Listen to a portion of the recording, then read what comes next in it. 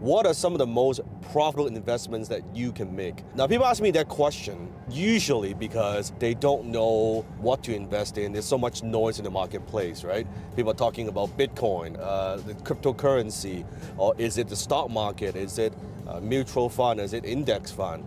Is it real estate? Like, what do you invest in? First of all, before you choose what type of investments you want to invest in, you first have to determine what kind of investor you are. It's like you're asking me, what kind of car should I buy? Well, it depends. Using it for business? Are you using it to drive your family around? If that's the case, maybe SUV makes sense. If it's for, like, you like to drive fast car, maybe a sport car, that makes sense, like a Porsche or a Ferrari, Lamborghini, whatever it is. Are you the type of investor that your age between 40 to 50? Because it also depends, as you get older, then you might want investment that more protect the capital. When you are younger, you can go a little bit more aggressive and say, I want growth, right? Growth versus security, that also makes a difference.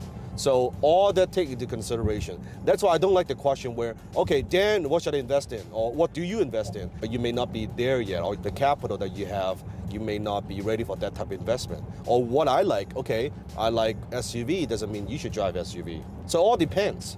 It all truly depends. The problem is, people ask that type of question, they're looking for an easy answer. Because most of the time, you haven't done your due diligence. You haven't done your research. You don't know what you should do. So anything that sounds good, someone on Facebook talking about cryptocurrency, oh, that sounds good, I should do that. It's like you don't have clarity as an investor.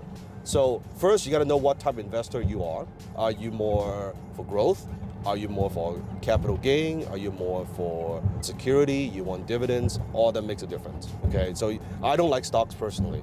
So I'm not a stock guy. It's not something I like. I don't have control over it.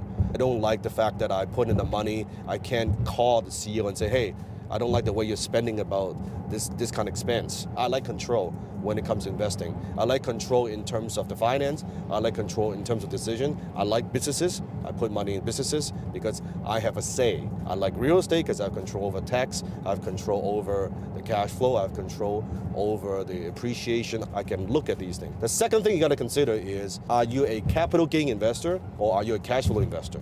Capital gain investor meaning that you buy something, you're expecting you buy something at a certain amount and it goes up, there's an appreciation, there's that you are making money on the upside, right? And then the spread. That's perfectly fine.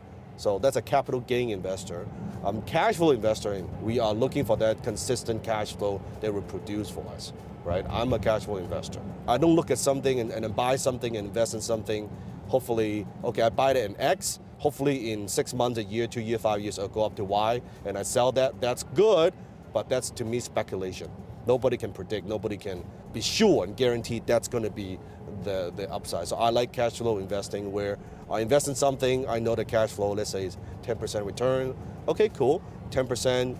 I know every year I'm getting 10% return back. If there are things that I could do in terms of the investment where I could add value to it, such a piece of real estate where you buy, you fix it up, you add value, put a better tenant. If it's a commercial real estate, that can increase the value of the property, of the asset, that makes sense to me. So that's just my personal preference. Doesn't mean that's what you should do either. Third thing, and the most important thing is, depends on where the stage you are at. If you are making less than $250,000 a year, income-wise, the best investment that you can make is in yourself. Investing, upgrading your skills, upgrading your knowledge, your skill set. So your earning ability is improved. Let's say you're making $250,000 a year and you take a program, you learn how to be able to run a workshop. And you take that workshop, it costs you $10,000. And you learn that, and now you can offer a workshop, and from the workshop, you make $50,000 hypothetically. So that $10,000 investment that you invest in yourself now produces a return of $50,000. Now that's a 500% return. So when in doubt, when your income is not there, instead of trying to throw money at something where hopefully I'll get rich through that, why not invest in yourself? Upgrading your skills, because that skill stays with you. You can do that over again and again and again, and you can make money for the rest of your life. You can't go wrong when you invest in yourself. So there you go. May not be the answer you're looking for, but really do your research. Don't let greed controls you. Don't let greed take over. Invest in something you understand. Invest in yourself.